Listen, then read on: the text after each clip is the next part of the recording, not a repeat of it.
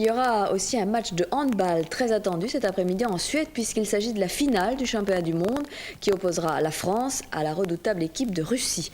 Le match sera difficile mais les Français croient en leur étoile. Christian Vella. À Barcelone, ils nous ont fait rêver. Ici en Suède, ils font du rêve une réalité. Une réalité au quotidien où les exploits sans cesse répétés, les coups d'audace et les révoltes les ont menés jusqu'au bout du chemin. La finale de tout à l'heure contre les Russes est certes un aboutissement, mais elle est plus encore l'expression d'une volonté collective et d'un acharnement rarement rencontré dans le sport français. Pas étonnant que notre sélection nationale de hand soit une des rares équipes tricolores de sport collectif à avoir atteint la finale d'un championnat du monde. On ne voit que le 15 de France avoir fait aussi bien en Coupe du Monde. Une équipe de France qui a tordu le cou tour à tour à la Norvège, à la Roumanie, à la Tchécoslovaquie, à l'Espagne, puis à l'Égypte, pour ouvrir la voie d'une grande première et qui en arrive même à bluffer l'homme à qui elle doit sans doute aujourd'hui d'en être arrivée là. Pour le moment, la seule solution qu'on a trouvée... Franchement, il m'embouche un coin, si vous me permettez l'expression, parce que ce mondial, c'était pas facile. On a commencé de la pire façon qui soit, et puis finalement, voilà, on est là au dernier moment, on fait le dernier match. Et c'était pour moi, entraîneur, un rêve d'un jour, dans une compétition comme ça, d'être assis sur le banc pour le dernier match. Quoi qu'il arrive tout à l'heure contre des Russes champions olympiques, les Français de Constantini ont déjà rempli leur contrat dans la joie. Et la finale de Stockholm ne peut nous réserver qu'une bonne surprise. Bonsoir, le Globe de Stockholm, la superbe salle pour la finale du championnat du monde de handball entre la Russie et l'équipe de France. Une finale, Jean-Louis, totalement inédite alors que retentit l'hymne français. Les Français qui atteignent pour la première fois cette finale du championnat du monde. Alors est-ce que, Jean-Louis, l'équipe de France a une chance face à la Russie qui a été très impressionnante, surtout en demi-finale, enfin si on peut appeler ça demi-finale, face à la Suède? Eh bien, à mon humble avis, aucune chance de battre la Russie. Sur ce qu'elle a montré durant ce championnat du monde, elle est supérieure dans tous les domaines, tant sur le plan physique que tactique. Et elle est archi favorite de cette finale. Maintenant, la France adore cette position de challenger. Et n'oublions pas que son point fort, c'est son mental. Et ce mental lui a permis de renverser les situations les plus critiques, les plus catastrophiques. Elle l'a prouvé notamment devant la Roumanie et même face à l'Espagne. Alors, la seule chance des Français, eh bien, c'est cela. C'est d'essayer de glisser un grain de sable dans le jeu parfaitement huilé des Russes. Et pourquoi pas créer une surprise. Et on se souvient qu'aux Jeux Olympiques de Barcelone, l'équipe de France était un peu dans la même situation face à la CEI, grandissime favorite, et dans la CEI avait bien failli trébucher. Une défaite pour l'équipe de France d'un seul but, et s'en était fallu vraiment de très peu. La CEI qui était ensuite devenue championne olympique, toujours en battant l'équipe de Suède. Et oui, c'était d'ailleurs le manque d'expérience des Français qui avait permis à la CEI de revenir sur la France et de marquer ce but vainqueur à 10 secondes de la fin. Souvenez-vous de cette interception de Doutchebaev. Alors maintenant, les Français ont acquis une certaine expérience. Bon, les Russes, eux, ne sont plus que 7 des derniers Jeux Olympiques. De nouveaux joueurs ont fait leur apparition. Alors est-ce qu'au niveau de l'expérience, cette équipe de Russie sera à la hauteur de la série de Barcelone? On le verra aussi pendant ce match. Les avis ont vraiment penché en faveur de la Russie après le match face à la Suède, mais il y avait quand même certaines excuses pour l'équipe de Suède qui jouait sans son meilleur buteur Magnus Andersson et surtout qui a perdu son maître à jouer Wislander après 10 minutes de jeu. Donc c'était plus la véritable équipe de Suède qui était en face de la Russie. Mais oui, Magnus Wislander était en tête d'ailleurs des buteurs de ce mondial avec 36 buts. Bon, il se fracture le pouce. Wislander qui est la plaque tournante de cette équipe tant en attaque qu'en défense, puisque la charnière Karlen Wislander était très performante en attaque, mais aussi très performante dans cette défense. Alors c'est pour ça que, à mon avis, les Suédois ont pris des buts. Enfin, c'était quand même devant leur public et ils étaient archi favoris de ce mondial. Oui, archi favori au grand complet aussi, Jean-Louis. Donc moi je relativise un peu la force quand même de cette équipe de Russie. Et la France, dans une position d'outsider, n'a de toute façon absolument rien à perdre. Elle a déjà fait mieux que Jeux Olympiques de Barcelone, ce qui était déjà un exploit avec cette médaille de bronze. Donc finalement, contrat rempli, largement même dépassé pour l'équipe de France. Donc sans aucun complexe, Et on va voir face à cette équipe de Russie avec notamment le gardien Andrei Lavrov que l'on voit ici avec son survêtement, son pantalon de survêtement noir qui est certainement actuellement le numéro 1 mondial devant Mats Olsson. Devant Mats Olsson et Svensson, l'autre gardien suédois. On découvre la composition de l'équipe de France. Daniel Constantini a choisi Christian Gaudin et Jean-Luc Thibault. Christian Gaudin, excellent depuis le début du championnat du monde. Jean-Luc Thibault, peut-être préféré à Frédéric Pérez pour son expérience des grands rendez-vous. Oui, sachant quand même que Daniel Constantini nous a dit juste avant le match qu'il faisait partir Christian Gaudin. C'est Christian Gaudin qui va démarrer en espérant que Christian Gaudin tienne 1 heure. Pourquoi? Parce que Christian Gaudin est inconnu des tireurs adverses et il peut créer la surprise. Vous savez que tous les gardiens sont explorés, je dirais, au magnétoscope pour connaître leurs points faibles. Et bien Christian Gaudin ne fait pas partie des tablettes des meilleures nations mondiales. Voilà Daniel Constantini donc, qui a laissé au repos Gaël Monturel, Patrick Le Petit, Frédéric Pérez et Philippe Julien. Pour l'équipe de Russie, alors là il n'y a pas de suspense du côté de Vladimir Maximov. Depuis le début du tournoi, il joue toujours avec les 12 mêmes joueurs. Donc c'est l'équipe type pour l'équipe de Russie avec son maître à jouer, le numéro 10, Talant Doutchebaev, actuellement le numéro 1 mondial. Un joueur capable aussi bien de marquer des buts que de faire des passes décisives. Un joueur un peu dans le style de Jackson Richardson, mais peut-être plus présent encore en attaque. Oui, avec plus de métier en attaque. Bon, on dit qu'il n'est pas très en forme lors de ce mondial. Enfin, alors qu'on découvre Vladimir Maximov qui a repris les rênes de la Russie après Mironovic, qui s'occupait de la série avec Maximov justement comme adjoint. Oui, on dit que Doutchebaev pas très en forme. Enfin, un Doutchebaev pas très en forme, qu'est-ce que ça vaut? C'est quand même, depuis le début de ce mondial, 21 buts. Ouais, 21 buts, 12 passes décisives. Pour le meilleur buteur des Jeux Olympiques, c'est quand même pas trop mal. Et puis en plus, il a trouvé autour de lui des joueurs capables de faire aussi la différence. On pense à Gopin, Valérie Gopin, 34 buts, c'est le meilleur buteur pour l'instant de l'équipe de la Russie. Puis il y a des joueurs qui confirment tout le bien qu'on pensait d'eux, comme Vassili Koudinov, 30 buts marqués, le joueur du Dynamo Astrakhan. Et à mon avis, on va pas tarder à le voir, Koudinov, en Europe de l'Ouest. Oui. Oui, Koudinov qui avait été la révélation de la finale à Barcelone. Mironovic, justement avec la double individuelle sur Yakimovic et Doutchebaev, avait fait rentrer Koudinov dans les 10 dernières minutes et c'est lui qui avait permis à la CEI de devenir championne olympique.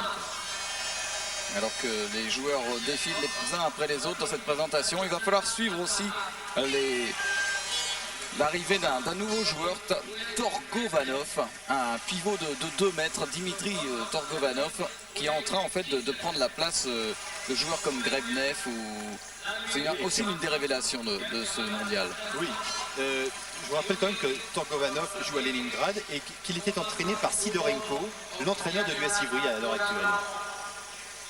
Et il pourrait peut-être le faire venir en France, Sidorenko. Pourquoi pas? Pourquoi pas, oui. Voilà les 2 arbitres, ils sont suédois. Petite consolation pour le public. D'ailleurs, c'est eux les plus acclamés par les 10 000 spectateurs du Globe de Stockholm, Bo Johansson et Bernd Kjellquist. C'est eux qui avaient déjà arbitré l'équipe de France face à l'Espagne. Là où la France, on peut dire, avait gagné son billet pour cette finale. C'est son plus bel exploit de battre l'Espagne de 2 buts. Oui, bon, il faut dire quand même que, d'après tous les médias, avant ce championnat du monde, la France devait arriver en finale. Et elle y est arrivée. Bon, par un chemin un peu tortueux. Bon, enfin, regardez cette défaite face à la Suisse. Elle a été bénéfique. Parce qu'il y avait beaucoup trop de pression sur cette équipe de France. Et cette défaite a permis aux bouchons de sauter.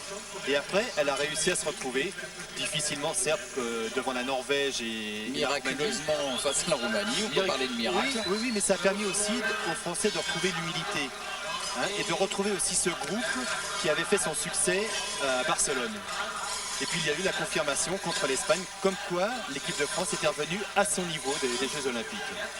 On ne parlera pas du match face à l'Égypte où la France, qui se disait virtuellement qualifiée, a finalement eu beaucoup de problèmes à se débarrasser de l'équipe d'Égypte. Mais comme dit Daniel Constantini, tout le monde a du mal à bien jouer contre l'Égypte parce que le jeu égyptien est vraiment gênant pour une équipe possédant un jeu plus classique. C'est vrai que l'Égypte ne pratique pas un jeu entre guillemets européen. Et c'est bien pour cela, comme vous l'avez dit, que beaucoup d'équipes ont des difficultés contre elle. Ceci dit, il faut aussi savoir que les Français avaient la tête ailleurs et pensaient déjà à leur rencontre de Stockholm. Ouais, ça a quand même failli leur coûter cher aux Français, mais ils ont réussi à resserrer les coudes au bon moment. Le cri de guerre de l'équipe de France, qui va débuter certainement dans sa formation la plus classique, avec Denis Latou et Frédéric Voll. Il faut savoir que c'est la 26e rencontre entre la France et l'URSS, la CEI, la Russie. Et sur ces 25 rencontres déjà disputées, 23 victoires pour l'URSS, un match nul et une victoire, notamment à Nantes, 29 à 28. Alors qu'on voit ici le numéro 10, Doutchebaev, le joueur à suivre, et Lavrov. Voilà les deux stars en deux gros plans. Oui, Doutchebaev qui est surnommé dans son équipe l'Indien.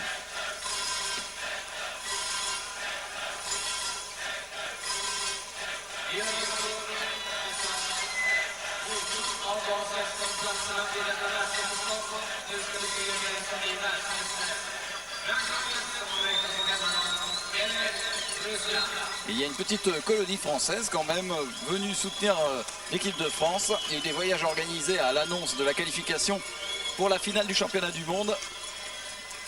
Ballon qui va être pour la Russie.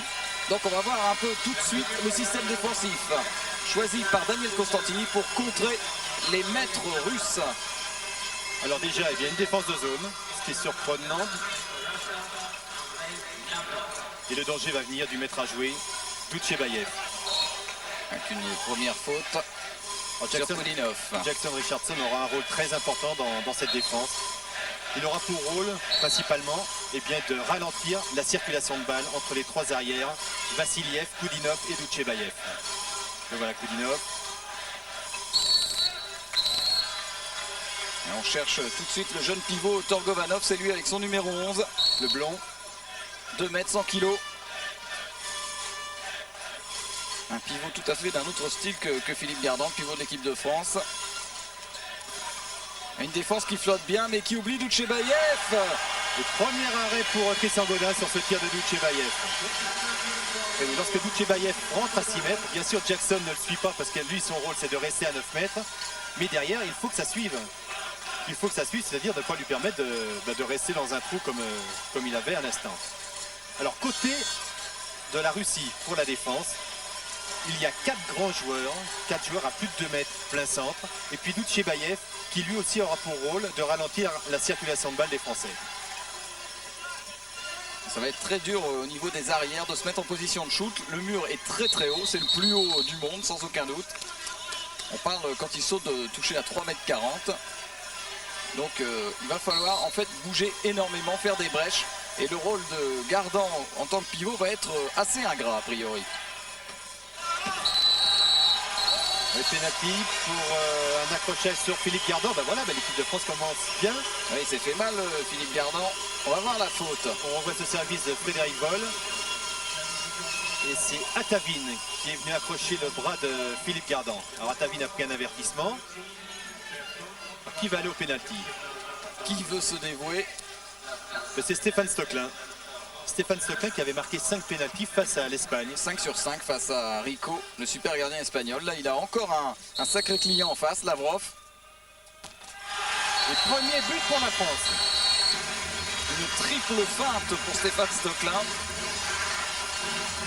Et la France qui mène 1-0. On revoit ce pénalty. Fin de tir. Et 3. Et oui, pour déstabiliser Lavrov. Et Lavrov a monté sa jambe droite. Et Stéphane en a profité pour lui mettre au ras de son pied gauche.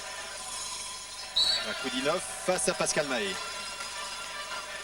Pascal Mahé qui va faire très très attention. Il est surveillé par les arbitres. Tout le monde connaît sa réputation de défenseur intransigeant. Vassiliev, Kudinov, les arrières, 2 pivots. Tir de Vassiliev contré par Schaff. Il faut savoir quand même que cette équipe russe a eu quand même pendant ce championnat du monde un moment de faiblesse.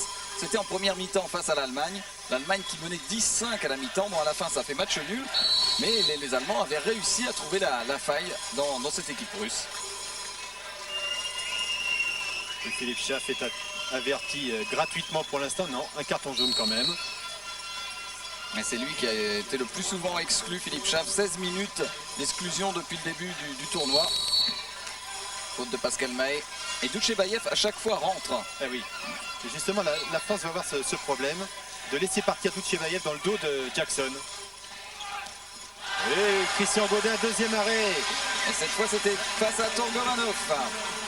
Et là, il faut que ça aille vite côté français. C'est-à-dire qu'une fois que la balle est récupérée, eh bien, il faut la monter très très rapidement avant que les défenseurs se mettent en place. C'était un tir de Frédéric Voll, bien stoppé par Lavrov. Mais il y avait un coup franc. Donc ballon toujours français. Philippe Gardant est revenu. Eric Quintin côté gauche. Et la France peut bénéficier du soutien des arbitres, du public suédois. Non pas des arbitres. Le soutien des arbitres, c'est un l'interception de Jackson qui l'attendait cette balle. Et deuxième but pour la France. Voilà la force de l'équipe de France, la seule chance en fait pour l'équipe de France de remporter le titre mondial. Ce sont les interceptions et les contre-attaques de Jackson Richardson. On revoit encore.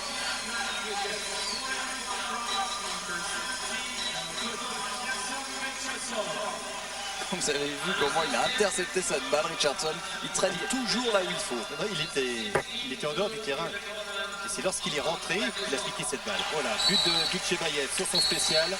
Des accès en l'air, des accès dans la suspension. On va monter. Et au dernier moment, il désaxe. À Frédéric Pérez. C'est Christian Gaudin qui était parti du mauvais côté. Ça fait baisser un peu son pourcentage de réussite. Christian Gaudin, il n'est plus qu'à 66%. Deux arrêts sur 3 tirs. C'est quand même pas mal. Et 2 arrêts à 6 mètres.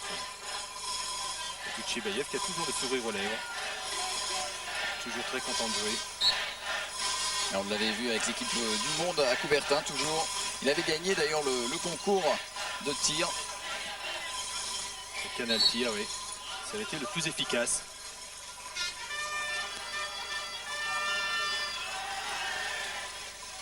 Une défense très avancée, donc il va falloir rentrer derrière ces grands défenseurs, leur faire commettre des fautes de changement. L'avertissement pour Targovanov.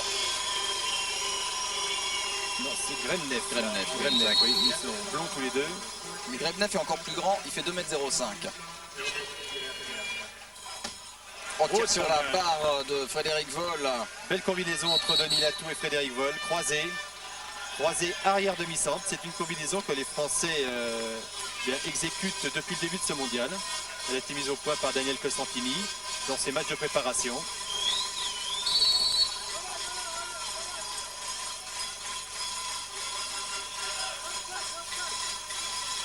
L'équipe russe qui n'emballe pas le match, qui essaie d'assurer au début ses passes. On a vu qu'il y avait du danger sur les interceptions avec Jackson Richardson. Koulinov. Attention à Vassiliev. Gopin, passage en force. Allez, sur Pascal Mahé.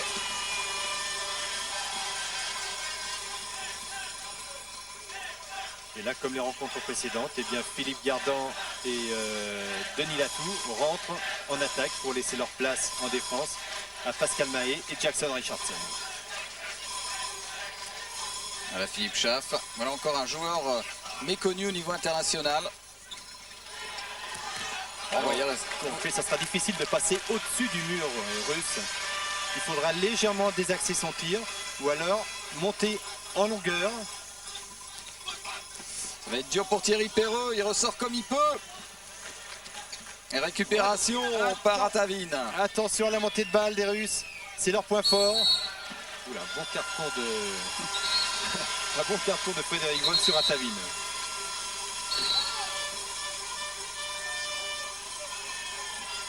Frédéric Voll était bien revenu en défense. Et oui, ça a complètement cassé la possibilité de contre-attaque de la Russie. Il est clair que le point fort de cette équipe de Russie, eh bien, c'est sa défense, son gardien, et à partir de là, des montées de balles. Montée de balles très rapide. Alors des contre-attaques directes sur Gopin, on le verra. J'espère qu'on n'aura pas l'occasion de le voir d'ailleurs pour nos Français. Et puis des montées de balles où la balle brûle les doigts des arrières russes. Et pour trouver un joueur dans une position idéale. Mais voilà Gopin Ouais, interception de Frédéric Voll. Et oui, pour le moment, la circulation de balles, c'est pas exactement ça non plus du côté russe. Mais vous voyez, le repli est ultra rapide des défenseurs. Ah, Daniel Cosentini qui laisse Jackson Richardson en attaque. Daniel Cosentini quand même qui est arrivé à un résultat extraordinaire avec cette équipe de France en un an. Je crois que la fédération pourra lui monter une statue. Oui, bien joué de Philippe Serre, bien tenté. Là, il avait marqué, mais le but va être refusé. Faute de Koulinov. Voilà, son 1 contre 1 était passé. Il avait réussi à passer l'épaule gauche. Mais l'arbitre suédois avait sifflé juste un peu trop tôt. Thierry Perreux en 1 contre 1. Oh, la balle est contrée et rentre dans le but de Lavrov. Là, il faut de la réussite quelquefois et Philippe Schaff en a eu.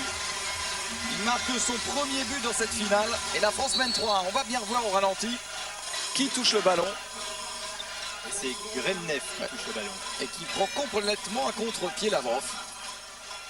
Et Philippe Schaff qui était monté sur un appui pour prendre cette défense de vitesse. Il faut quand même créer un peu le danger avec ses tirs d'arrière pour obliger le mur quand même à bouger un petit peu. Attention à Koulinov. Bel arrêt de Christian encore. Et coup de sifflet. Il va prendre un carton jaune. Et c'est Frédéric qui prend un carton jaune. Frédéric Voll. Et bel arrêt quand même de Godin. 10 minutes de jeu. L'équipe de France tient le choc. Koulinov. Et le but va être accepté. Oui, oui. Il a laissé l'avantage là, l'arbitre. Phil Johansson. On voit ce passage de bras sur Pascal May. Il est monté à 8 mètres de l'aile. Et là, il y a quand même une erreur de Christian Godin qui s'attendait à un tir recroisé. Il n'est pas pour rien le meilleur buteur du championnat d'Espagne depuis 2 saisons puisqu'il joue à Malaga.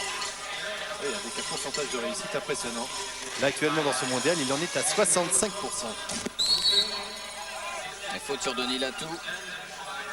Tir qui avait heurté le côté extérieur du poteau. Pour trouver une circulation de balle propre. Et là encore, faire déplacer latéralement ce mur monstrueux des Russes. Et comme ça leur permettrait de trouver des occasions de tir. Oui, mais là, Lavrov était encore sur la trajectoire. Quel gardien extraordinaire.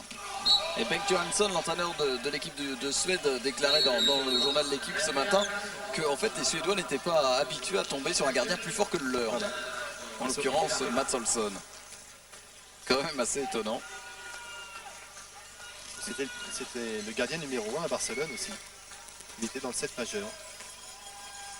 Alors que Vladimir Maximov et Daniel Cosentini sur votre écran à l'heure actuelle.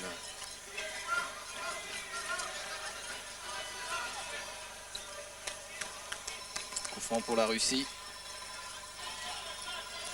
Les Français sont toujours un de moins. Deux pivots.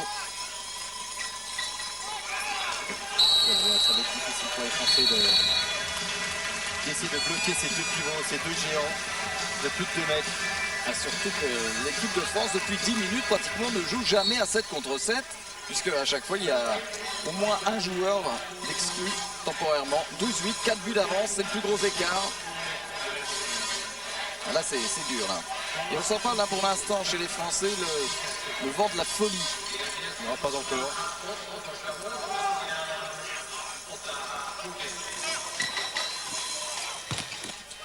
Encore un tir arrêté par Lavrov. Allez, il faut emballer le rythme un peu. Il faut tenter quelque chose, de toute façon.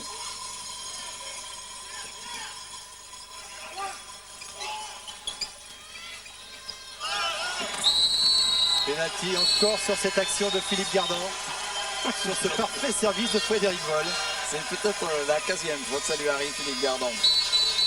Voilà, on voit le beau service de Frédéric Voll sur Philippe Gardant, qui arrive à s'extraire de l'étreinte de Gremnev. Et 2 minutes pour Antonevic, qui s'est carrément appuyé sur le dos de Gardant. Alors involontaire pour venir tirer de pénalty face à Lavrov. Stoklin, lui, revient. Il en a raté un tout à l'heure. Voilà, sans feinte. Là aussi, il faut être fort mentalement pour revenir au pénalty après en avoir raté, surtout face à l'avant. Mais Stéphane Stoecklein, c'est vraiment le type même du joueur qui ne doute jamais. Même quand au plus mal, il shoot. Il shoot, oui. Donc c'est pas. C'est peut-être son inconscience qui lui permet de trouver des solutions dans cette situation. C'est pas un très très gros gabarit, mais il a un coup de poignet. C'est un tireur d'élite, Stéphane Stoecklein. La balle est française. Oh, quel repli défensif des Russes. Voilà, il n'y a pas de possibilité de monter de balle rapide. Alors Daniel tente. Non, j'ai cru que Richardson allait rester sur le terrain. Il reste 2 minutes avant la fin de cette première mi-temps. 3 buts d'avance pour la Russie. Ça serait bien pour la France et pour le suspense de cette finale que l'équipe de France puisse marquer un 10e but. Et voilà toujours le même tir de Milatour qui est monté en suspension tout en regardant les tribunes. Il a attendu et déclenché tout d'un coup son tir. On va le revoir sur cette passe de Frédéric Voll. Il monte, il regarde pas le but. Et ça fait que la Brock n'anticipe pas du tout en fait. Il ne s'attend absolument pas au tir. Et c'est le 3e but de Denis. Et voilà on replante Denis Latou. Denis qui au trophée des champions entre Noël et Jour de l'An, alors qu'on lui demandait son souhait pour 93, avait répondu disputer une finale des championnats du monde. Bien sûr, est exaucé. 1 minute de jeu avant la mi-temps. Il ne faut pas le prendre, surtout pas pour l'équipe de France. Oui, interception jusqu'au bout, Frédéric. Voilà, superbe. Bien anticipé cette fois, Frédéric Voll en défense. D'habitude, c'est le genre d'action signé Richardson. Et bien là, Frédéric Voll était là, le premier. Mais Frédéric, c'est un joueur complet. Bon en attaque placée, très bon en défense. Et puis, c'est un contre-attaquant. Il est très souvent à la hauteur des petits gabarits de l'équipe de France. Au niveau des contre-attaques, bien sûr. C'est pour ça que c'est l'un des meilleurs handballeurs d'Europe. 12-11. Koudinov, non, Doutchebaïev, il y a des accès, spécial Doutchebaïev. Juste avant la mi-temps, le Tchebaïev qui redonne 2 buts d'avance. Qui a l'air blessé sur cette action. Il reste 15 secondes avant la mi-temps. Allez, un petit but pour l'équipe de France. En 10 secondes, le dernier shoot. Il va falloir aller vite. 6 secondes. Là, les Russes vont monter très haut. Oh, dommage cette perte de balle. Ça y est, bon. Voilà, c'est la mi-temps. 13-11. Attendez, il y a un coup franc. Et est-ce qu'ils vont nous refaire le coup de l'Égypte? Ça avait bien marché. Ça avait été fabuleux. Et vous voyez cette combinaison, eh bien ils ne l'avaient pas préparée. Mais ils ont vu les Roumains la faire. Et au match, 2 matchs après, eh bien ils l'ont fait eux-mêmes. Alors là, les 7 joueurs de l'équipe de France sont au mur. Un seul a la balle en main. Les autres ont la balle au-dessus du ballon. Ont la main, pardon, au-dessus du ballon.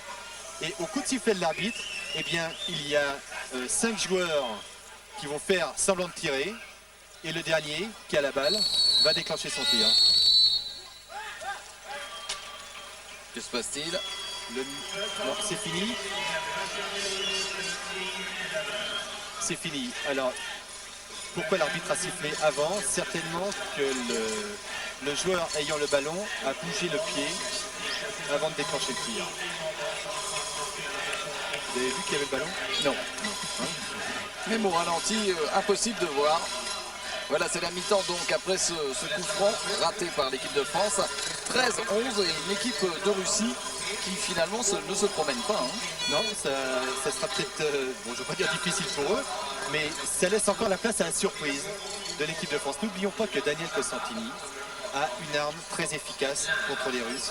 C'est, comme il dit, de lâcher les chiens.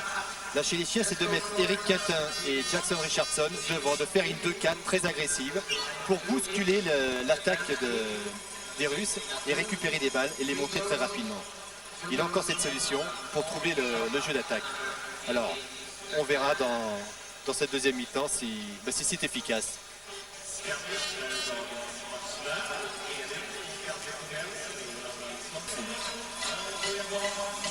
C'est le 3e but pour Thierry Perreux. Là, c'est l'action du match pour l'instant. Allez les gars, c'est maintenant qu'il faut serrer. Ils le sentent les Français, regardez comme ils bougent bien en défense. Attention à Gopine, Zone. Zone à 16-14, c'est important. Thierry Perreux qui remonte le ballon. Il a pris une petite claque. Voilà, il va faire la tête dans son coin. Il va bien revenir dans le jeu, ne vous inquiétez pas.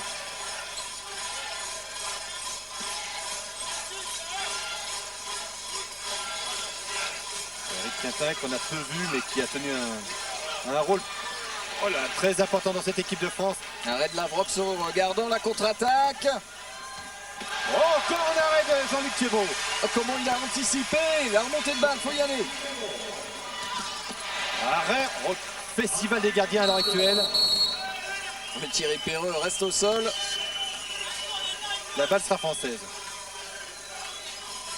Alors on a suivi le ballon, on n'a pas vu ce qui est arrivé à Thierry Perreux. Voilà, 1 contre 1.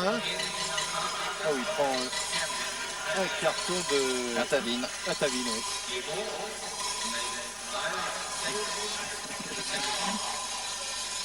Allez Thierry.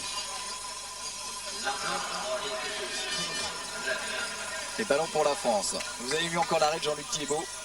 Et celui de Lavrov. Deux super gardiens face à face. Et Lavrov qui tient tout le match. Et ce qui est étonnant, c'est qu'il joue dans un club de 2e division en Allemagne, à Kaiserslautern. Il a signé pour 3 ans. Ouais, c'était juste après les Jeux. C'est peut-être le tournant du match en ce moment. Difficile à passer Kissiev avec ce passage de bras de Denis Latou. Un beau bébé. 2 mètres et 100 kilos.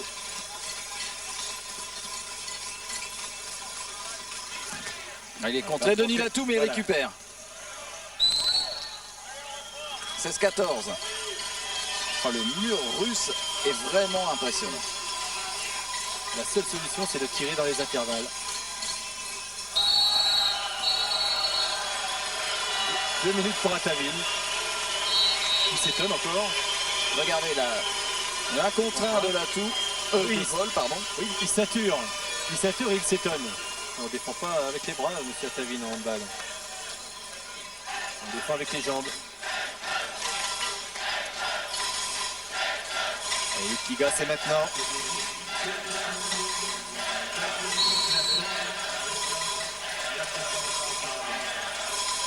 Allez, un de plus sur le terrain pour l'équipe de France pendant 2 minutes. Ouais, Denis Latou.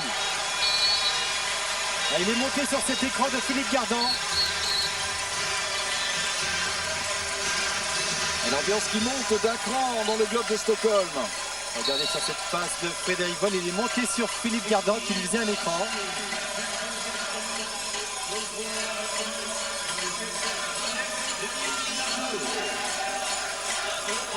Un seul but d'avance pour la Russie. Attention à Kolinov. Quand il y a le feu côté russe, on donne le ballon à Koulinov ou à Doutchebaïev. Les Russes ne sont pas à la fête quand même.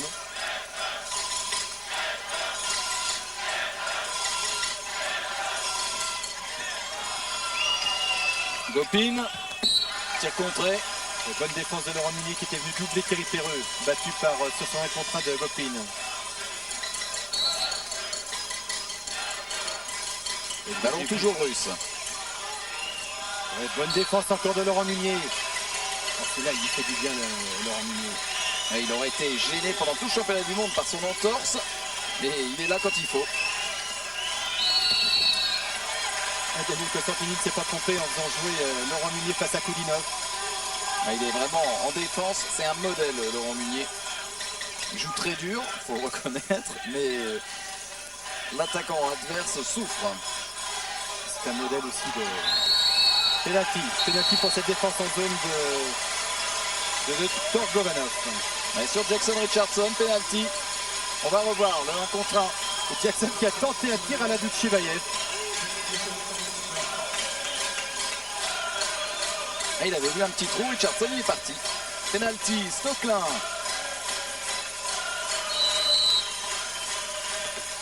Oui, Stéphane. Et égalisation. Égalisation pour l'équipe de France face à la Russie. 16 partout. Ah, ça va faire un 6-7. Bon, Lavrov qui était parti du bon côté d'ailleurs sur ce penalty. C'est parti, quel suspense. La France qui a été menée en première mi-temps de 4 buts et qui est bien revenue sans paniquer, sans précipiter quoi que ce soit en attaque. Lavrov qui est monté sur un... Koudinov qui est monté sur un appui.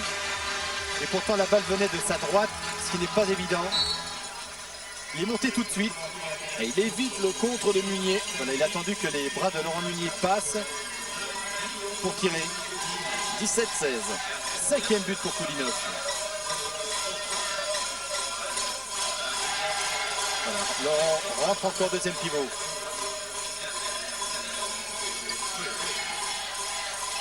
Il prend des risques.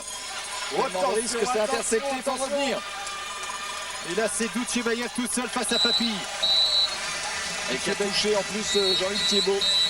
Dans son tir. La fin de son tir. Dans la fin de son tir, le bras est venu toucher la tête de Jean-Luc Thiébaut.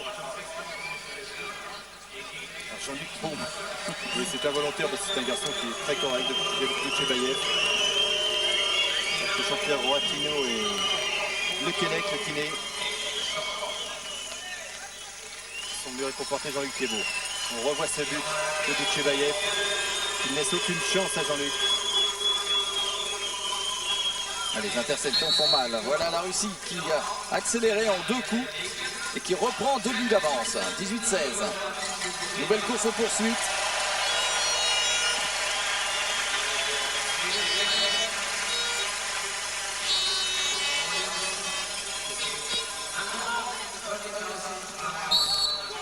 Un contre 1 de l'atout. Attention de ne pas jouer trop près des défenseurs russes. Prendre du champ encore.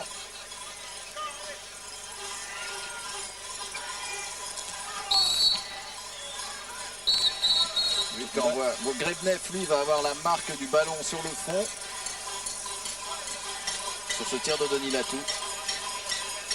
Un souvenir du français.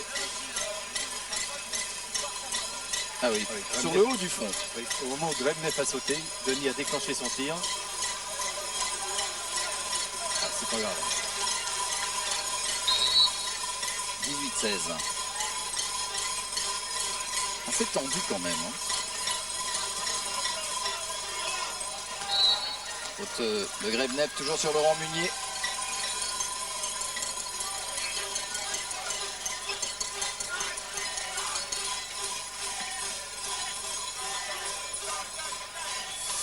Oh là là là. Ballon perdu dans les mains de Laurent Munier. Contre-attaque avec Gopin. Gopin qui arrive à s'extraire du marquage de Frédéric Boll qui revient plein centre. Quelle vitesse d'exécution de la part de Gopin. Quelle envie. Et puis 2 minutes, la France joue peut-être trop près du mur russe. Alors ça peut être un manque de lucidité, ça peut être un début de fatigue. Oui, superbe action. Oh là là, quel arrêt de Lavrov. Quel arrêt de Lavrov. Mais sur Philippe Gardan qui s'était bien démarqué. Oui, au moment où Lavrov a renvoyé le ballon, on revoit ce tir de Philippe Gardan. La balle revient et au moment où le Russe la touche, il avait un pied en zone.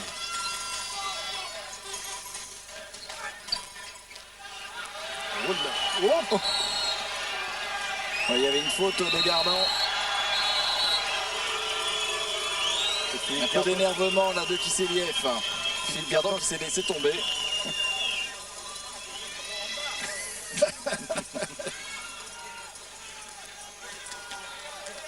Il s'en veut parce qu'il avait bien pris la balle, mais il a dû toucher la main du Russe.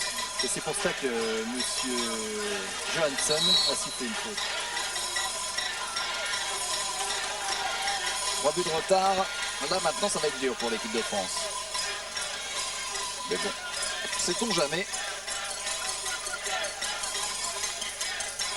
Là faut serrer les tigres. Hein. Oh là là, quel beau but. Quel beau but de Karlov. Parce qu'il avait peu d'espace en fait lorsqu'il a reçu ce ballon. De Koudinov. C'est Koudinov qui l'a servi. Il a fait tout seul. Hop, il passe au milieu de Mahé.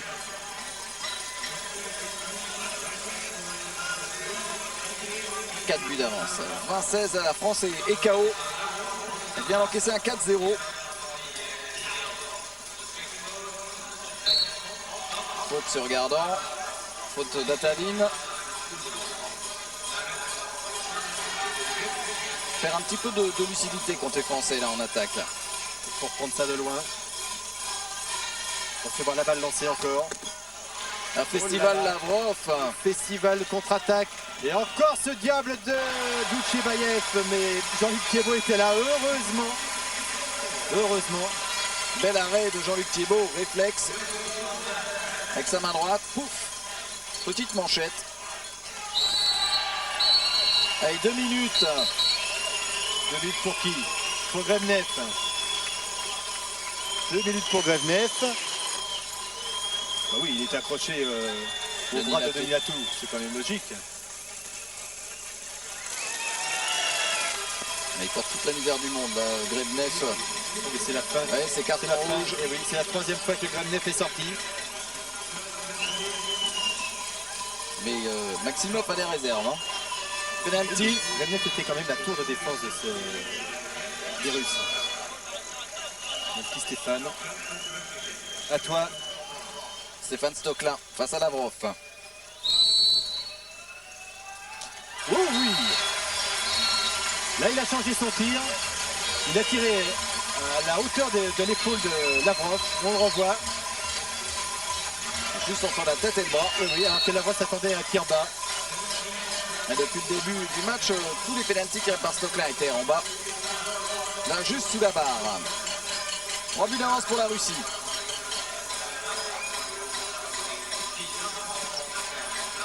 À mon avis, Daniel Costantini va bientôt demander à Eric Cata de monter aux côtés de Jackson Richardson pour mettre le feu dans l'attaque des Russes.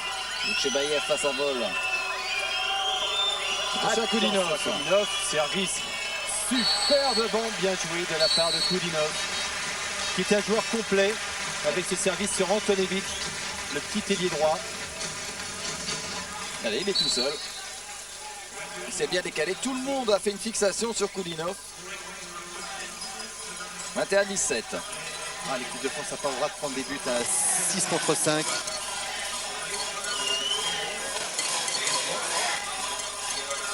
Et la combinaison habituelle. Les passages en force. Là, c'est un manque de lucidité quand même.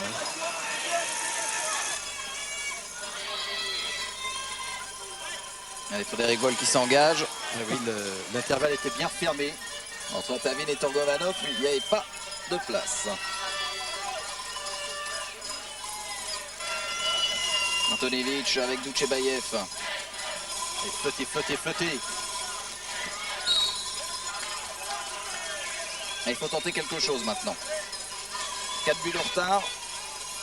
Un peu plus de 10 minutes à jouer. Ah, tout est possible encore avec cette équipe de France. Oh, la balle est volée par Jackson. Interception. Remontez vite maintenant. Ah, mais toute la défense est revenue. C'est Quintin. Ah, qui met cette balle, son tir au-dessus de la cage de Lavrov. Ah, il a tenté quelque chose de très difficile. Il est bloqué par Antonevich. Pourtant, c'est sa spécialité, ça. Ouais, c'est cette technique individuelle. Il y en a pas mal comme ça quand même cette saison avec Quintin, et aujourd'hui, c'est pas passé. Koulinov. Oh là là là là. Koulinov qui réalise un festival là. C'est son 6e but. Et on sent... Sa grande qualité, c'est de monter tout de suite. Habituellement, les grands comme ça mettent 2-3 pas avant de monter en suspension, alors que lui, il monte sur un appui. Donc automatiquement, il prend la défense de vitesse. L'équipe de France qui était revenue à 16-16 et maintenant menée 22-17. Mal contré. Il n'y a pratiquement jamais une possibilité sur ce genre de shoot.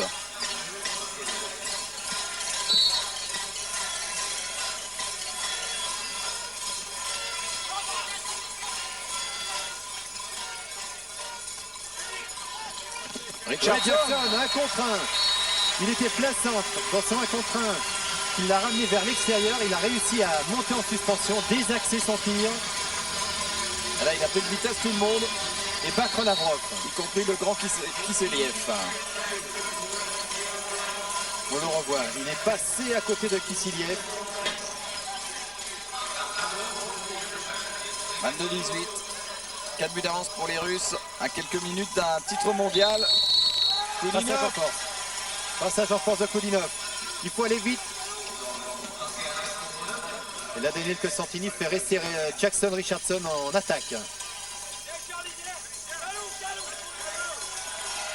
Alors on place tout maintenant. Sortie de Pascal Mahé. Denis Latou, Laurent Munier, Jackson Richardson, Philippe Gardan, Thierry Perreux et Eric Quintin. Ouais, en fait c'est Frédéric Voll là, qui laisse sa place de meneur de jeu à Jackson Richardson. Oh quel dommage, tir bas. Tir bas qui est passé à côté de la cage de Lavrov.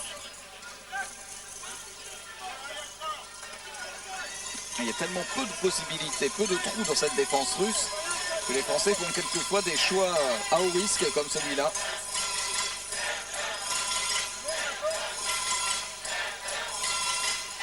Mais il faut bien flotter, récupérer une balle, en intercepter une. Là, comme ça par exemple. Il y a un relais avec Thierry Perreux et ça part de l'autre côté. Perreux. Ouais, c'était vraiment trop fermé face à Lavrov. Lavrov n'a pas bougé.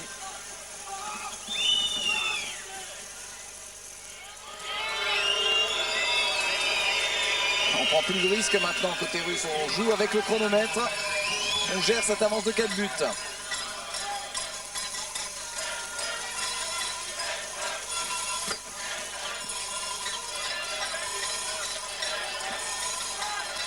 Attention à Douchebaïev. Oh, il était encore passé, on ne sait pas où. Mais le but est refusé. Coup franc pour la Russie.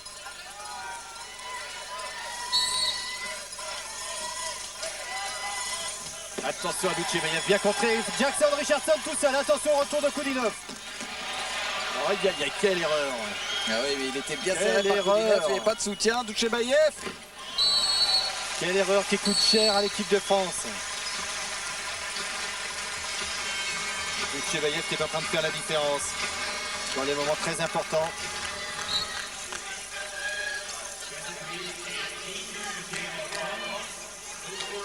– 23-18.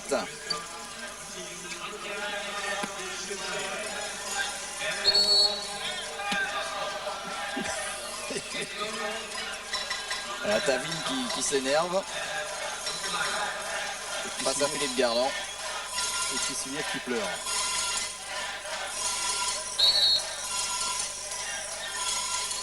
Allez, il faut vous reprendre.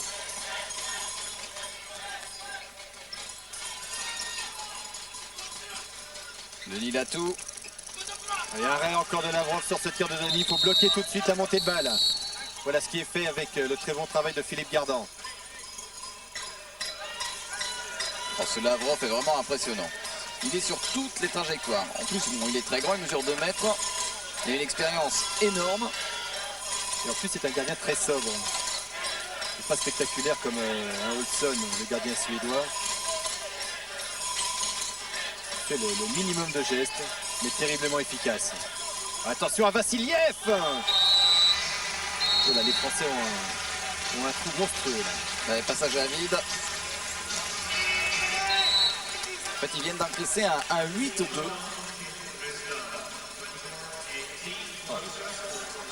Mais dans la tête, ils doivent commencer à ne plus y croire quand même. Ils ont cru jusqu'à 16-16 et puis il y a eu cette accélération. C'est 2-3 ballons perdus. Il faut savoir aussi que la défense russe est terriblement usante. Elle laisse des traces, elle a laissé des traces dans les attaquants suédois. Et là, elle est en train de laisser des traces chez les Français.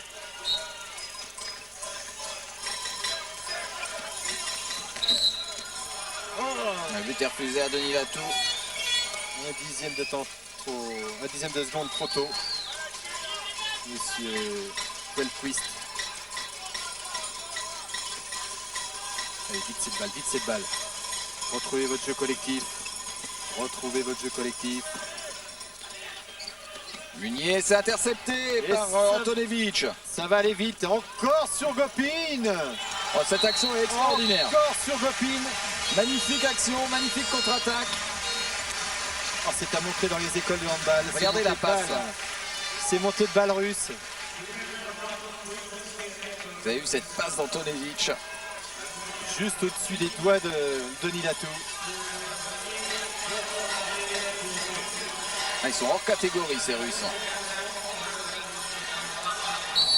Le ballon perdu, il faut s'appliquer, ça va devenir injouable si la France joue comme ça.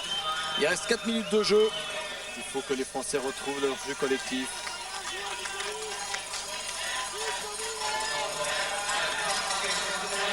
On comprend un peu mieux pourquoi les Suédois ont perdu de 10 buts lors du match décisif du deuxième tour. 30-20. Le score était de 3 buts en faveur des Russes à la mi-temps. Interception de Frédéric Voll. La faute d'Antonevic sur Eric Quintin.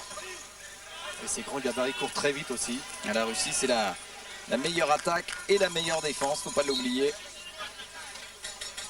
Sur l'ensemble du tournoi, en fait, le score moyen de l'équipe de Russie, c'est 27-19. C'est quand même plus 8. Ce qui est vraiment impressionnant. La France, c'est 23-21, plus 2.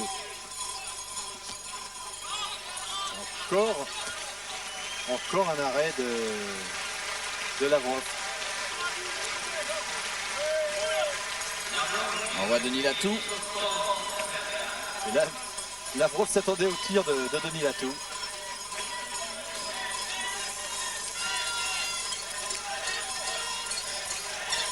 Daniel Costantini qui a encore dépassé ses objectifs. Vraiment l'homme fort du handball français. Le handball français a une chance inouïe de posséder un entraîneur de ce calibre. Voilà, et encore un but pour Antonevic. Laurent Mullier avait voulu en rajouter. Il était tombé sur le premier contact d'Antonevic. Et celui-ci en avait profité.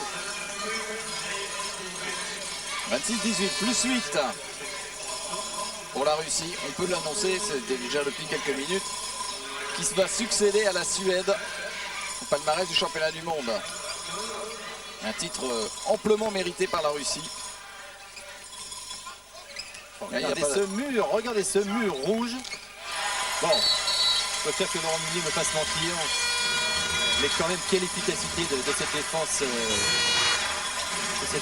russe. Avec Sukosian, Pavel Sukosian qui vient de remplacer Lavrov, qui encaisse son premier but.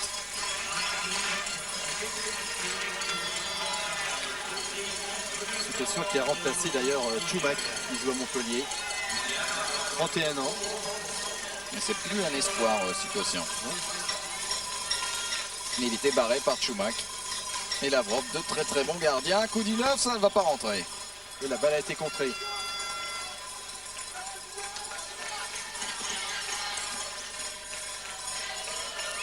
Et on relance très très loin vers Sukosian, justement, le gardien du CSKA Moscou.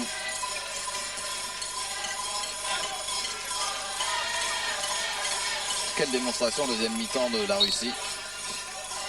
Un ballon quand même russe toujours. Faute sur Torgovanov.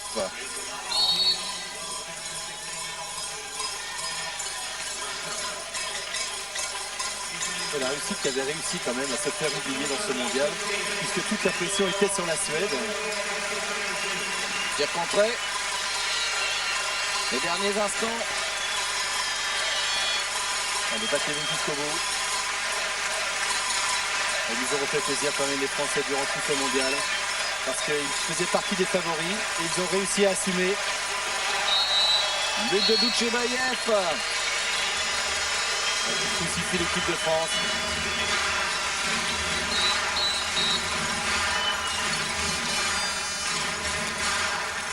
Et on sait sur le banc russe que c'est gagné.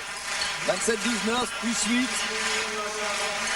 Ils ont dominé de la tête et des épaules ce mondial. Et encore une balle, interception. Oh là là, quelle passe. Et le final en beauté, Gopin, c'est terminé. 28-19, une dernière action vraiment étonnante avec ce but de Gopin. 28-19, la Russie est championne du monde, un titre 100 fois mérité. Regardez la joie de cette équipe russe qui remporte en fait son premier titre, le premier titre de son histoire, sous ce nom. Sous ce nom, oui.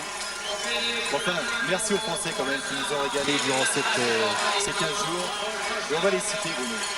On va les citer avec Gaudin, Thiebaud, Pérez, Mahé, Schaff, Vol, Lacoupe, Monturel, Quintin, Gardan, Perron, Mounier, Richardson, Stocklin, Le Petit et Julien. Merci, et puis on les retrouvera en Islande. En Islande déjà, puisqu'ils sont qualifiés automatiquement pour 95 pour le prochain championnat du monde. Et puis cette équipe pour Atlanta. Oui, pour les Jeux Olympiques, ils seront pratiquement encore tous là. Donc cette équipe de France encore perfectible, dirait Daniel Constantini. Voilà, c'est fini. Victoire et championne du monde, la Russie qui s'est imposée 28-19 dans cette finale des championnats du monde face à la France avec Doutchebaev, le meilleur joueur de la finale sans aucun doute. Bye bye. Salut. Au bout, mais c'est quand même ça. Pour placer ça dans le contexte historique, Patrick, depuis 1954, c'est laquelle? C'est celle-là. Depuis 1954, c'était le début des championnats du monde. La France avait terminé 6e. Depuis, ils n'avaient jamais fait mieux.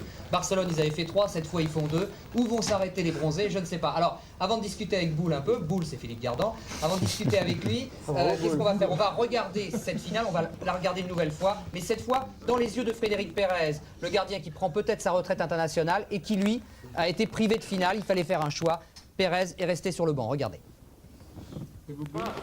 Comme dans un rêve bizarre, Frédéric Pérez, 32 ans, 136 sélections, vient d'apprendre qu'il ne jouera pas la finale des championnats du monde. Mais Fred n'a pas bronché, c'est le choix de l'entraîneur et c'est sacré. Simplement, il s'est mis au service de Christian Gaudin, son successeur, le gardien de Nîmes, histoire de se rendre utile, histoire de ne pas penser. C'est horrible, c'est la pire des choses de voir ses copains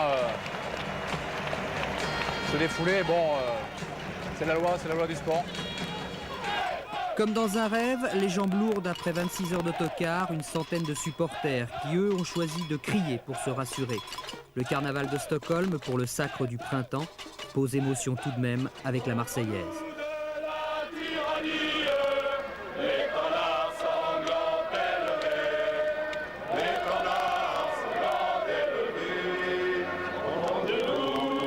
Comme dans un rêve, le début de match de l'équipe de France, avec tout d'abord ce tir de Doutchebaev, le meilleur joueur du monde, le tir dévié par Christian Gaudin.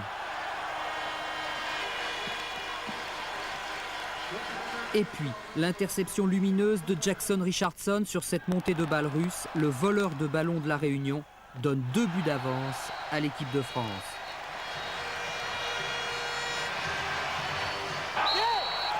Le point serré de Frédéric. Et si ce n'était pas un rêve? Et si Boule Gardan, le pivot musclé, pouvait jouer avec les géants russes?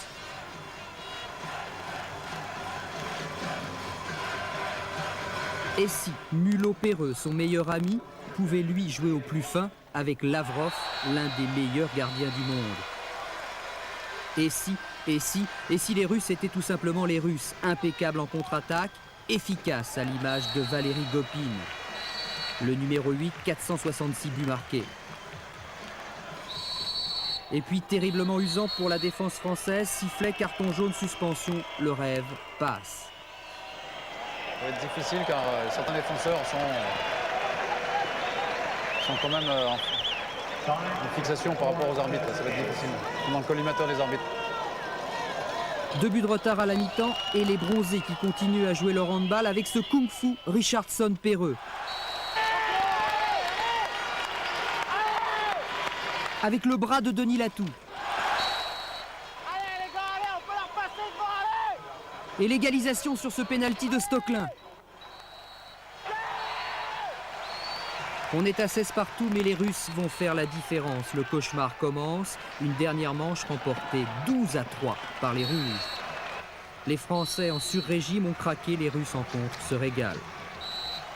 Frédéric Pérez termine ici sa carrière internationale en perdant une finale qu'il n'a pas jouée. Il a tout de même en fin de match le geste qui réconforte. Et puis, comme dans un rêve, tout recommence. Les supporters qui se remettent à crier et les bronzés regroupés qui commencent à danser. Jusqu'à ce matin, où tout le handball français s'est réveillé vice-champion du monde. Si, c'est vrai, vous ne rêvez pas. Alors, c'est une bonne nouvelle, Gardon? Vice-champion du monde, la défaite est oubliée? La défaite est oubliée, ouais, c'est un peu dommage parce qu'on perd de 9 buts. Je pense que c'est un peu sévère. Je pense qu'on mériterait. Enfin, les Russes sont beaucoup plus forts que nous, ça c'est sûr. Mais un écart de 3-4 buts me semble beaucoup plus.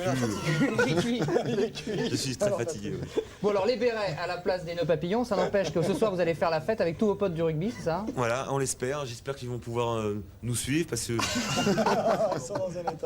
Et alors, vous étiez rasé la tête à Barcelone. Cette fois, vous allez nous faire un petit tatouage pour garder un souvenir? Un petit tatouage, ouais, mais pas toute l'équipe. Hein. Il y en a qui ont. Et vous êtes obligé de le faire? Ouais, on est obligé. À quel endroit? Je sais pas encore. Non, sans rigoler, vraiment, ça va rester un souvenir extraordinaire et ça va remettre le hand, ce sport scolaire, ce sport universitaire, ça va le mettre sur une vraie voie, sur la voie royale. Ouais, je pense qu'on avait besoin de ça. On devait confirmer après Barcelone. On est vice-champion du monde, c'est sympa. On a 2 ans pour se reposer, entre guillemets. Et je pense que la fédération et tous les clubs du handball français vont pouvoir un petit peu bénéficier de cette médaille pour porter le handball au zénith. Merci Boule. Comment ça se fait que vous êtes copains avec les rugbymen comme ça? On retrouve le même esprit, rugby, handball, esprit Ouais, d'équipe. on n'a qu'à regarder les nez déjà. Non, oui, on a beaucoup de points communs ensemble. Patrick, juste un mot. Oui. Costantini, le sorcier du hand, il méritait bien ce coup de chapeau sûr. quand même, vraiment. On lui donnera un autre coup de chapeau bientôt. On passe maintenant au rugby.